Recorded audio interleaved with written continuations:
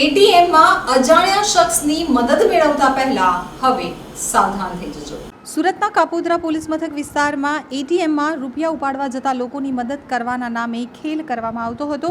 Password સહિતની વિગતો એટીએમની મેળવી લઈ અને આંતરરાજ્ય ટોળકી દ્વારા ઠગાઈ આચરવામાં આવતી હતી।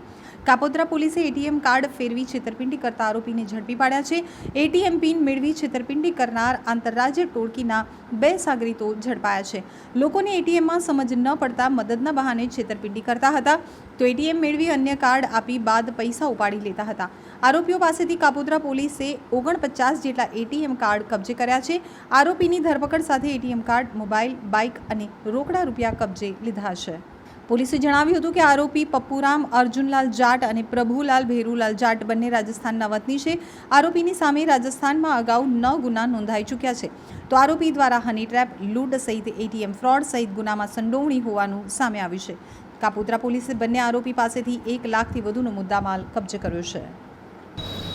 સુરત શહેરના કાપોદ્રા પોલીસ સ્ટેશન વિસ્તારમાં હીરાબાગ રૂપાલી સોસાયટી પાછળ આવેલ આઈસીઆઈસીઆઈ બેંકના એટીએમમાં આ કામના ફરિયાદીને પોતે એટીએમમાં પૈસા વિડ્રો કરવા ગયેલા એ દરમિયાન અન્ય આરોપીઓએ છળકપટથી તેમનું એટીએમ લઈ અને તેમના એટીએમનો દુરુપયોગ કરી અને કુલ 34,330 રૂપિયા જુદા જુદા સમયે વિડ્રોલ કરી અને છેતરપિંડી અંગેની કાપોદ્રા પોલીસ સ્ટેશનમાં ફરિયાદ નોંધાયા બાદ માનનીય police commissioner Shri Anupamsinh Gehlot sir તેમજ special commissioner sector 1 sir, DCP zone 1 સરના માર્ગદર્શન હેઠળ કાપોદ્રા પીઆઈ તથા તેમની સર્વેલન્સની ટીમ તાત્કાલિક આ આરોપીઓને ઝડપી પાડવા કાર્યવાહી હાથ ધરતા 2 આરોપીઓ કે જેઓ મૂળ રાજસ્થાનના વતની છે અને તેઓને ઝડપી પાડેલ આ બંને આરોપીઓને પૂછપરછ દરમિયાન તેઓએ મોટા વરાછા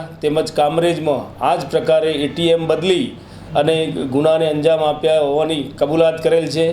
આ ગુનાના કામે બંને આરોપી પાસે હાલના ગુનામાં વપરાયેલી એટીએમ તેમજ અન્ય 48 એટીએમ મળી આવેલ છે। આમ ટોટલ 49 એટીએમ, ગુનાના કામે વાપરેલ મોટરસાઇકલ, મોબાઈલ તેમજ ગુનાના કામે મળેલ 58,100 રૂપિયા રોકડા કબજે કરેલ છે। બંને આરોપીઓનો ગુનાહિત ઇતિહાસ જોતા આરોપી પપ્પુરામ અર્જનલાલ જાટ કે જે રાજસ્થાનના ગંગાપુર, સુખેર, ભીમાગંજ, કોટવાલી, પાલી જેવા પોલીસ સ્ટેશનમાં આ રીતે એટીએમ બદલી અને પૈસા ચીટિંગ કરી પડાવી લેવાના ગુનામાં તેમજ લૂંટ તેમજ હની ટ્રેપના ગુનામાં પણ અગાઉ પકડાયેલ હોવાની કબૂલાત કરેલ છે। સાથેના અન્ય આરોપી પ્રભુલાલ ભેરુલાલ જાટ કે જે એનડીપીએસના ગુનામાં પોતે અગાઉ પકડાયેલ હોવાની કબૂલાત કરેલ છે।